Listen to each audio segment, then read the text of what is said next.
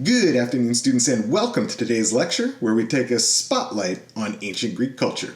I'm your professor, Dr. Rob Steffen, and today we are going to take a look at ancient Greek politics.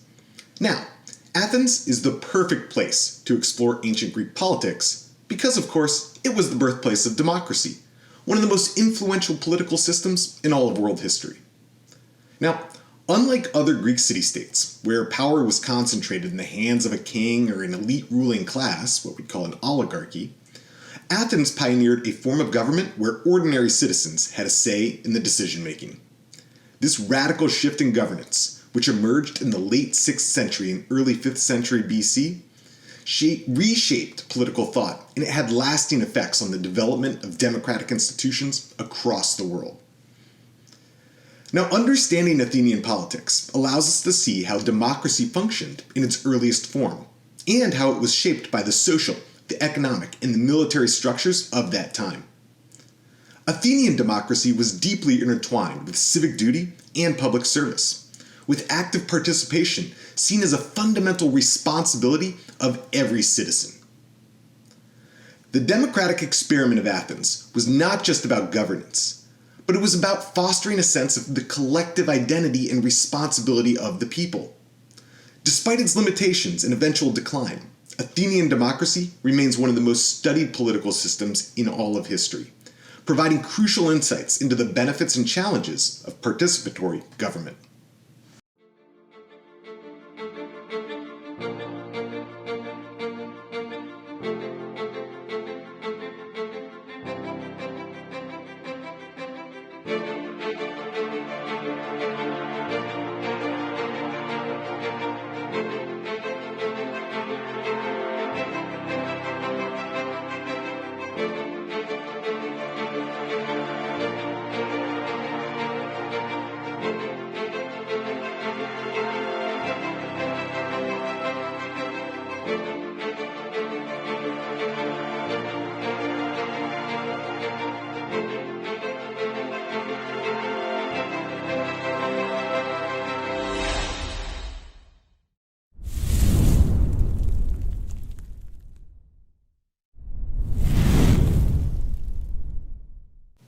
Okay, so let's start with a slightly bigger picture. While Athens was famous for its democracy, ancient Greece was politically diverse, with different city-states adopting varying forms of government. Some city-states, like Sparta, operated under an oligarchic system, where political power was concentrated in a small ruling elite. The Spartan system was governed by two kings, a council of elders known as the Gerousia, and an assembly of citizens. But real power rested with the small ruling class. Unlike Athens, where all male citizens had a vote, Sparta's government prioritized stability, discipline, and military efficiency over direct civic participation. Other city-states maintained more traditional monarchical systems.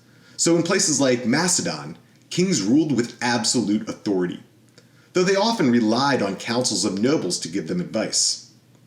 Tyrannies also emerged in various city-states, including Athens at one point in time, where rulers seized power, sometimes through popular support, other times through force, and after gaining it, they governed autocratically. While tyrants could be oppressive, some also implemented important social and economic reforms. Corinth, for example, experienced periods of tyranny that led to major infrastructural advancements. Despite these differences, Greek city-states shared common political ideals, such as the concept of citizenship, of public debate, and of civic responsibility. Political experimentation was widespread, and city-states frequently adapted their systems in response to internal and external challenges. The variety of political structures in ancient Greece highlights the dynamic nature of governance in the classical world, and it provides broader context for understanding why Athens' democratic experiment was so revolutionary.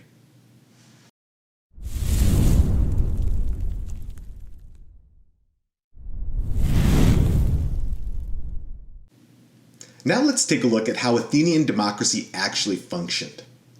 So, Athenian democracy worked through several key institutions that ensured the direct participation of citizens.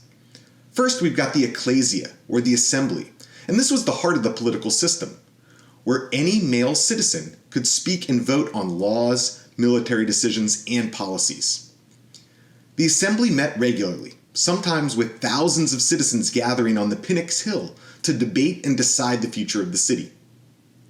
Unlike modern representative democracies, Athenian democracy was direct, meaning that the citizens themselves participated in making decisions rather than electing representatives to do so on their behalf. So you got to think about that, right? Every major decision, all the citizens get together and vote on what should happen. Another essential institution was the Boule, or the Council of 500 citizens chosen by lot, right, by randomness, from all eligible Athenians. The Boule prepared legislative proposals and ensured the smooth functioning of government. Random selection was a crucial feature of Athenian democracy, as it was believed to prevent corruption and favoritism by ensuring that political positions were not monopolized by the wealthy elite. The dicasteria, or law courts, also played a vital role, with large citizen juries deciding legal cases without judges. So this system placed significant power in the hands of ordinary citizens, and it reflected the deeply ingrained belief in civic duty and legal equality.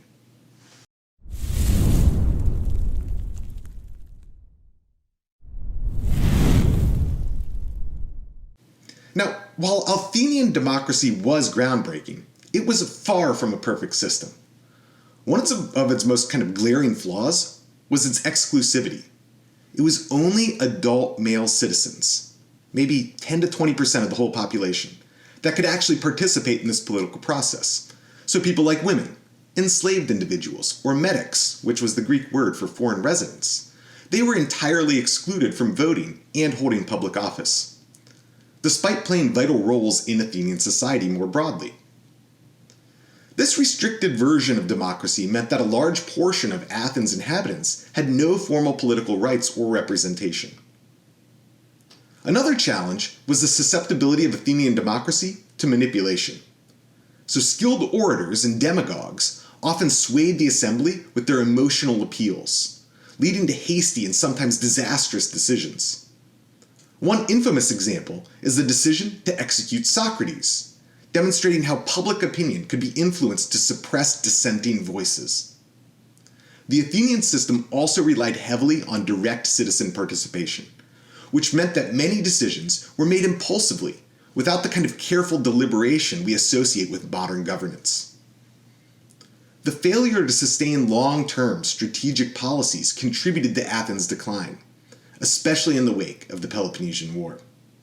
So while this was revolutionary, and at least in my opinion, a step in the right direction, it still was far from perfect.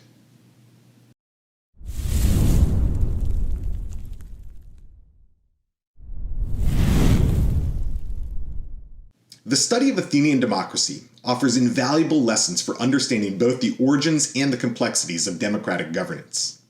Many of the principles that define modern democratic systems, such as civic engagement, majority rule, and checks on power, they can all be traced back to Athens.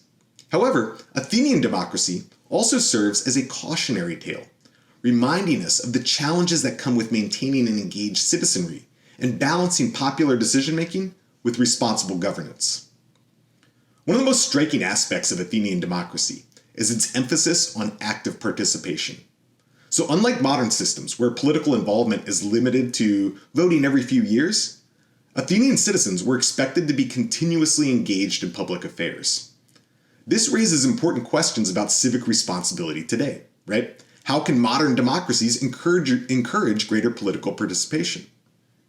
Additionally, Athenian democracy reminds us of the dangers of populism and the concentration of power in persuasive individuals, highlighting the sort of need for institutions that can safeguard against these vulnerabilities.